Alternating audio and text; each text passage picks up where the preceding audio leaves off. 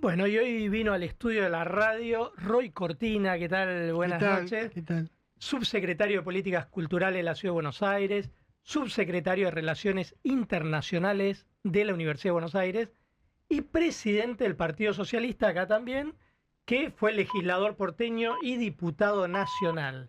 Muchas gracias por venir No, al estudio gracias de por la usted. radio. Gracias a la invitación.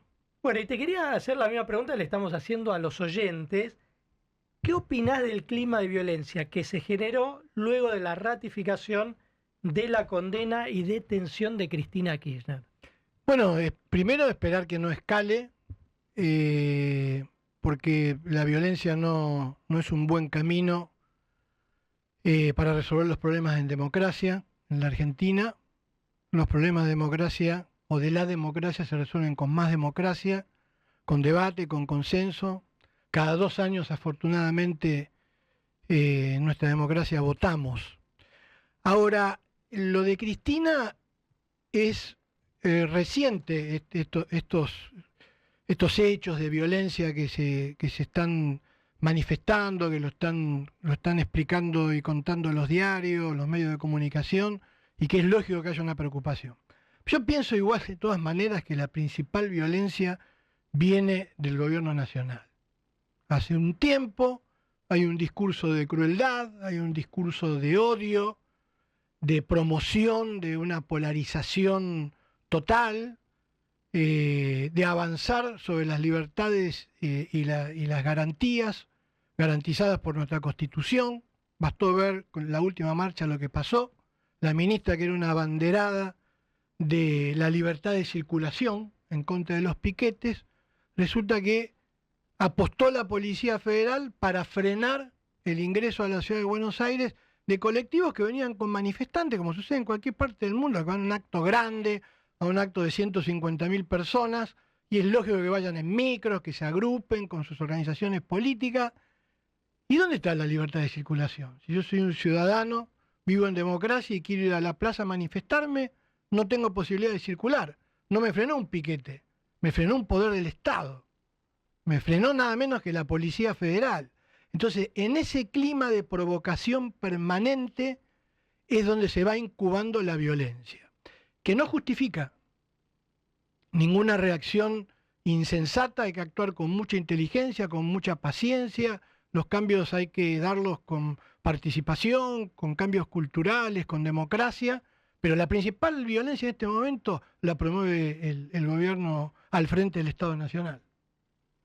Y ahí, ¿cómo evaluás vos? Yo planteaba hace un rato, bueno, como una radicalización de la sociedad, ¿no? Porque uno ve un gobierno muy radicalizado en ese Sí. sentido, y ahora pareciera que la principal dirigente de la oposición, que es Cristina Kirchner, también estaría radicalizándose en sintonía con esto, bueno, de haber sido detenida.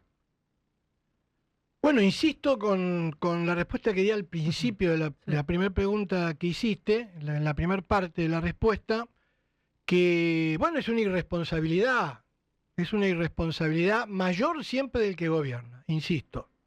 ¿eh? Esto también lo dije durante los gobiernos de Cristina, vos lo recordarás, muchos periodistas lo recordarán, yo fui diputado nacional 8 años, el socialismo también padeció, si vos querés, las intolerancias del gobierno de Cristina. Yo he sesionado muchas veces junto con otros diputados en una situación casi al límite de la presión que se ejercía, pero esto supera todo lo conocido, lo que está sucediendo hoy ahora, ¿no? Lo que sucede hoy, que no le da derecho ni a Cristina ni a ningún dirigente a doblar la apuesta, es mucho peor porque hay una clara persecución al periodismo. Yo no te la tengo que explicar a vos esto lo conocés en carne propia. Cuando un presidente, yo ni siquiera, no estoy diciendo con esto, porque el presidente siempre dice que se lo tilda de nazi, de fascista, de esto, y lo otro, y se enoja, inicia causas. Lo que yo creo es que este es un gobierno de aventureros que tiene una ideología de ultraderecha. Después pongan el nombre que quieran. Pero que es gente violenta, es gente cruel, es gente que promueve discursos de odio. nada, que un presidente en la Argentina diga no digamos lo suficiente al periodismo, habilita cualquier locura. Y aparte dice al 90% de periodismo. Al 90% O sea, del periodismo. ni siquiera, Yo también me siento afectado, porque yo como socialista, un presidente que en un encuentro de locos también de derecha en España diga muerte al socialismo, yo pertenezco a un partido del cual estoy orgulloso, que tiene más de 120 años de historia en la Argentina, que siempre ha sido un partido pacífico y al mismo tiempo de ideas reformistas, revolucionarias, que logró muchas cosas, que se equivocó en otras, pero que somos un partido respetable, que todos los partidos deben ser respetados en la Argentina. Porque esto habilita a lo que está pasando, por ejemplo, en Estados Unidos, con estos discursos de odio que impulsó Trump. Resulta que un loco va y mata a 2 demócratas, porque todos los atentados y la lista que tenía para matar o para herir ese loco que lo hizo, que mató a una pareja, eran demócratas. Entonces acá hay un discurso de odio que se está promoviendo en el mundo que tiene que ver con esta oleada de ultraderecha que adquiere, de acuerdo a las particularidades de cada país, distintos formatos. En la Argentina es con el formato de Milei, ¿no? Que atrás obviamente hay un plan económico, que es un plan que le hace... Yo no coincido con Cristina que no es sostenible. Atención, porque Cristina dijo algo que a mí, ya que ahora está, digamos, en el centro de la escena, yo creo que la presidenta se equivoca en decir que no es sostenible. Es sostenible, lo que pasa es que es sostenible a partir de un intento de los grupos hegemónicos de este país de que la gente, que la ciudadanía, la sociedad argentina y el Estado argentino, el Estado nacional argentino, no el Estado de la discusión de Doña Rosa, si hay mucho Estado, no, el Estado nacional se achique para acomodarlo a una economía regresiva en favor de una minoría en la Argentina y de otros intereses que hay dando vuelta fuera del país.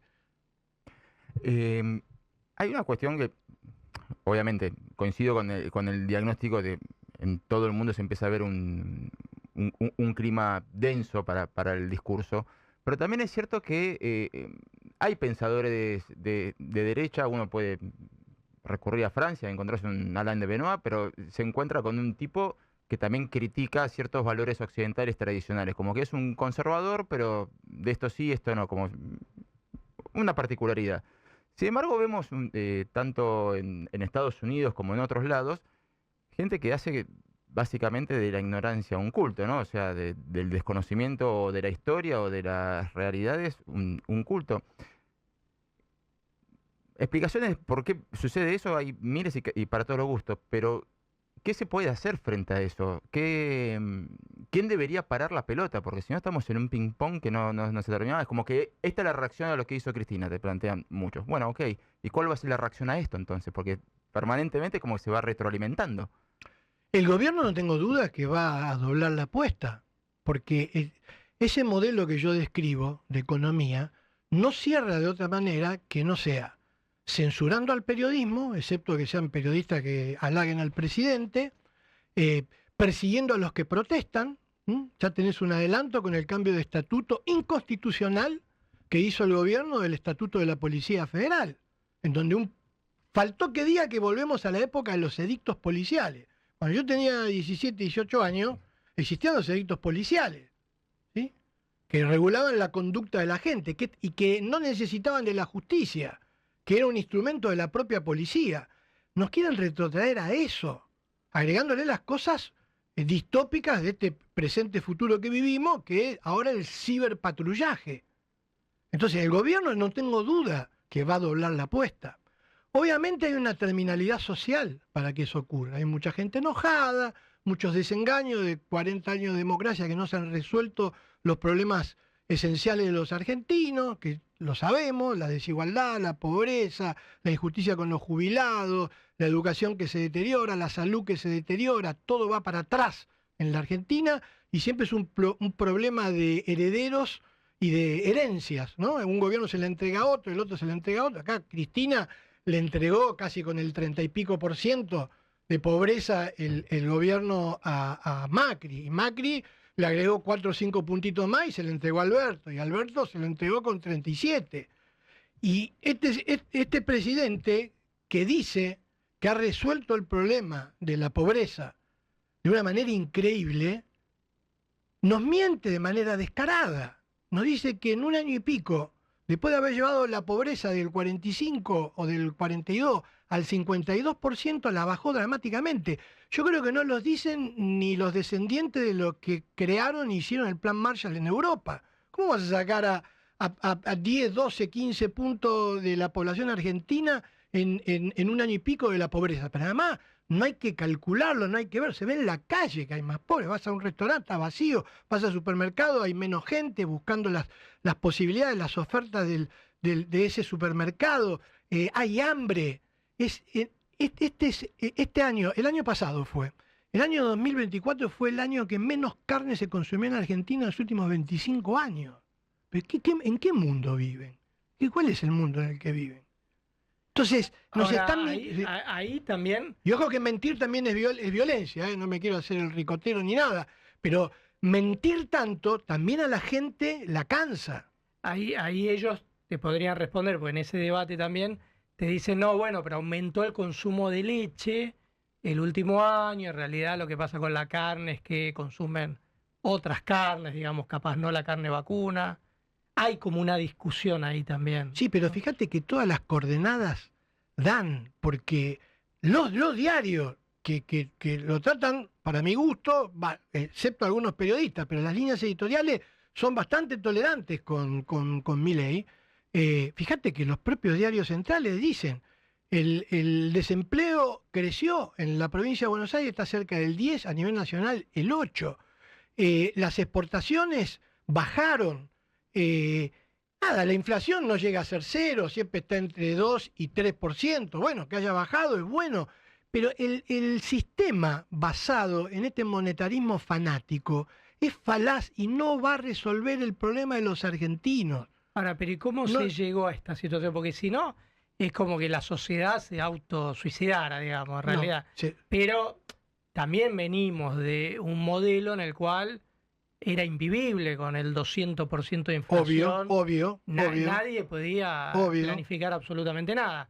Entonces, también da la sensación que un sector político no asume eso. Es como que llegamos a esta situación porque, bueno, un grupo de desquiciados tomó el poder. La verdad que venimos de una experiencia fracasada y que por eso un sector importante de la sociedad se inclinó por esta opción outsider, digamos. Sí. A ver, aclaremos algunas cosas para mí que son centrales.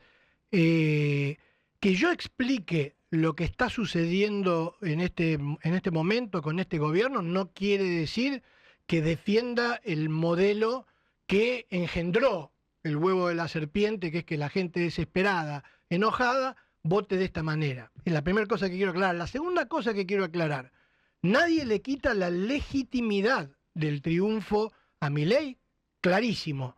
Pero recordemos que yo por lo menos lo pienso cuando la gente está abatida, cuando la gente está preocupada por lo que sucede, siempre quiero ver la mitad del vaso lleno.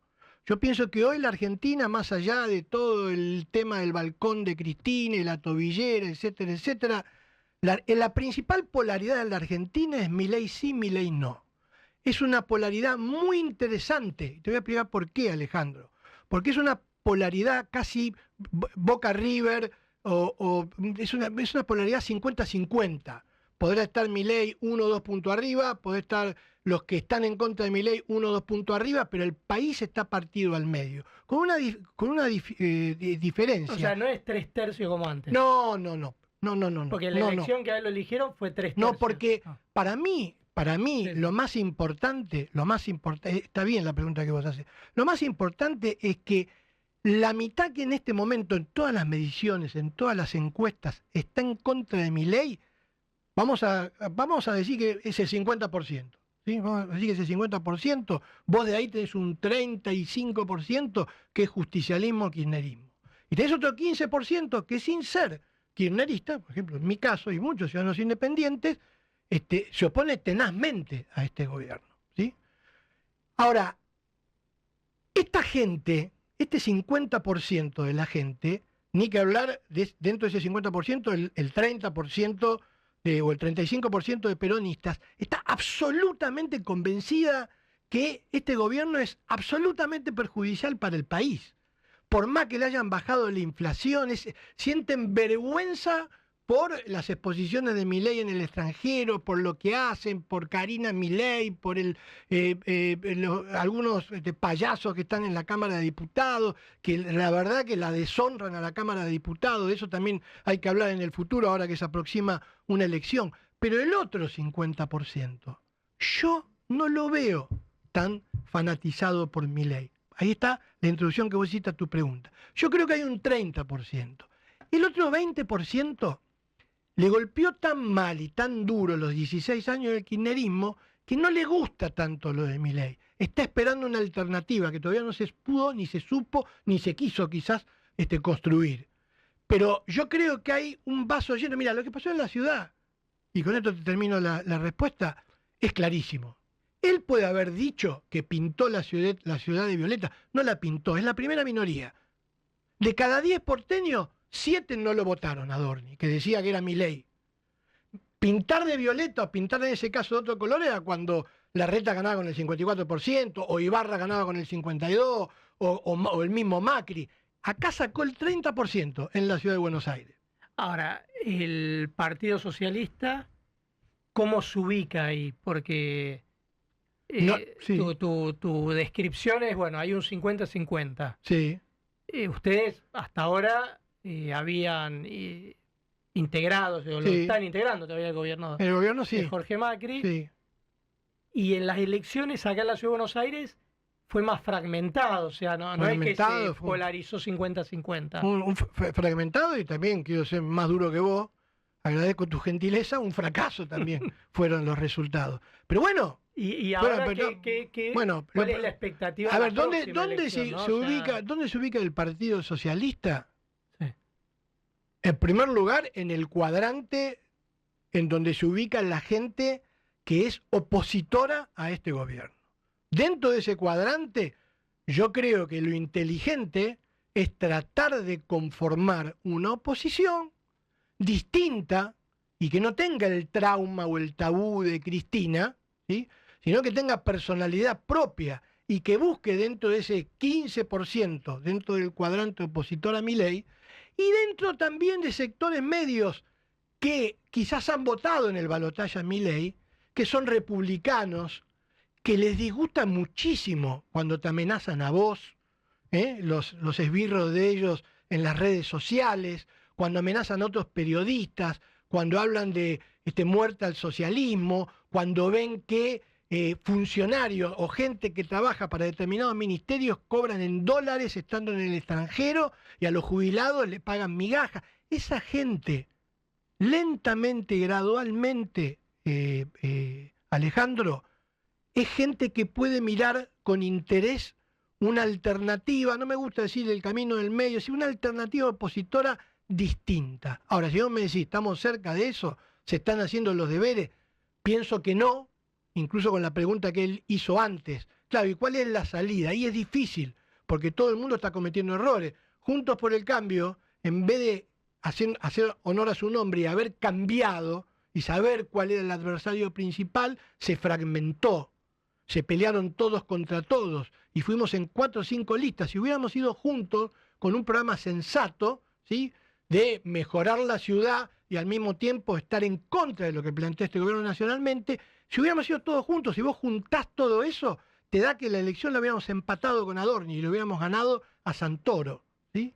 Entonces, vos me decís que hay errores, claro que hay errores de la oposición, en las cuales los socialistas también nos hacemos cargo, no es que somos algo aislado, no seremos tan poderosos como otros, pero se han cometido errores para que esto sea así. Ahora, cuando uno ve el resultado de la conformación de las alianzas en el 2015, sí, y uno lo pensaba o lo proponía 2 años antes, decía, no, es impensado que estas agrupaciones políticas vayan todos juntos. Meses antes de que se conformara la alianza Juntos por el Cambio, Lilita Carrió estaba con Pino Solanas en un acto. Sí, ¿Recuerdan? Cuando se levantó y ahí se pudrió todo entre ellos dos. Pero era con un enemigo claro enfrente, esto que marcabas bien recién. Ahora, cuando se tuerce y tenés un nuevo emergente que hoy es el poder y todos los que están enfrente a ese poder ya estuvieron enfrente entre ellos, ¿Cómo se para limar las Sí, asperezas? O sea, es muy vos no le complicado. podés decir a un kirchnerista que vaya a votar a un kirchnerista que está dentro de tus listas, porque No, está bien, es complicado, pero la elasticidad, aunque Milei piense que como todos los políticos que les va relativamente bien en las encuestas o ganan una elección, se duermen en los laureles, ¿no? Y en vez de ver qué es lo que pasó, por qué la gente protesta, por qué una mujer después de 20 años de estar en política, después de haber pasado de todo y al mismo tiempo haber perdido montones de elecciones, después de haber sido condenada por la justicia, creo yo que con pruebas bastante claras, te puede juntar 158.000 personas, no lo digo yo, lo dijo el diario La Nación. Es porque tenés un problema. No la tiene fácil Milei tampoco. No sé si esto lo hablarán puertas adentro o no sé si es un inconsciente, pero el gran galvanizador, yo creo que ¿sabés quién va a ser? El propio Milei. Pues yo siempre dije, siempre me hacen esta pregunta, así que ustedes la pueden hacer con tranquilidad. Siempre me dicen, ¿pero vos irías en una alianza con el kirchnerismo? Mirá, con el kirchnerismo, con cualquiera, sí, solo sí, la democracia alguna vez estuviera en peligro. A mí esto de que Lilita, yo soy titular de cátedra en una materia de historia, sociedad y Estado en el CBC, a mí me gusta mucho la historia, soy un apasionado de la historia, un estudioso. Si vos lees los libros de historia, que hace poco terminó la Semana de Mayo, 15 días antes de la Revolución de Mayo, era inimaginable que Belgrano, Moreno y Castelli pudieran tolerar a Saavedra de presidente de una junta. Pero es que había algo que los unía, una crisis, un vacío de poder, una crisis política muy interesante que la supieron aprovechar. Si en la Argentina todo estuviera en peligro, y yo me entero que un día, ojalá que no suceda, pero hieren mal a un periodista o lo patotean un día a Alfie y aparecen pintadas, ¿sí? Contra Alfie y mira, yo no sé qué, pero todo el mundo va a pensar muy bien qué es lo que hay que hacer. Y esto ha pasado en todos lados, pasa en los países muy civilizados políticamente. En el país de la Revolución Francesa, Francia, la gente va a votar a Macron, antes votó a los socialistas moderados, así para que no gane Le Pen en un balotaje. Eso es muy difícil en la Argentina, porque las identidades son muy fuertes. Entonces, no es imposible. Es difícil en Argentina, ¿sabes por qué? Porque tenemos un sistema presidencial. Si tuviéramos un sistema parlamentario, semiparlamentario, y mirá, vos tenés votos en el Parlamento y después haces alianzas. Y las alianzas son con un programa que las tenés que cumplir. En la Argentina no existe la autolimitación de los partidos políticos, de los dirigentes, cada vez es todo más personalista y tenemos un sistema presidencial. Roy, me piden que hagamos una pausa y seguimos 5 minutos hasta las 9, ¿te quedás? Dale, sí. Bueno, una pausa y seguimos en Contacto Digital. Bueno, y seguimos con Roy Cortina, los últimos 3 minutos. Te agradecemos muchísimo que estés gracias acá. nuevamente a ustedes. Vos viniste aparte, me acuerdo en diciembre, Sí. también acá al estudio en Contacto Digital. Te quería preguntar qué similitudes y diferencias ves con ese momento. Es decir, ¿qué te parece que cambió en la Argentina o que se mantiene igual en estos 6, 7 meses desde que viniste la última vez? No, a ver. Yo lo que veo es un empeoramiento de la situación. Quienes gobiernan son fanáticos, con un porcentaje de fanatismo, ponele vos, del 80%. Y en la receta esa hay que agregarle un porcentaje de cinismo, hay que agregarle un porcentaje de mentiras y de improvisación. Pero el 80%, por más que hay improvisación, hay cinismo y hay mentira, el 80% es cumplir con un plan que tienen, ¿sí? Que es la continuidad del plan Martínez de Oz y de la convertibilidad, que es, como dije al principio, ajustar a la Argentina al no crecimiento, a tener una economía extractiva, a no apostar a un desarrollo, a una industrialización, y para eso hay que llevar a la sociedad del 30% de clase alta, clase media alta, gente que siempre vive bien en la Argentina, una clase media en zozobra permanente y un 35-40% de pobres estructurales. El objetivo, si vos me preguntás qué es lo que pasó y no lo reflejan tanto los medios, es que se ha empobrecido una gran parte de la clase media y va a seguir empobreciéndose. Porque para este modelo la clase media es algo que no debería existir en la Argentina.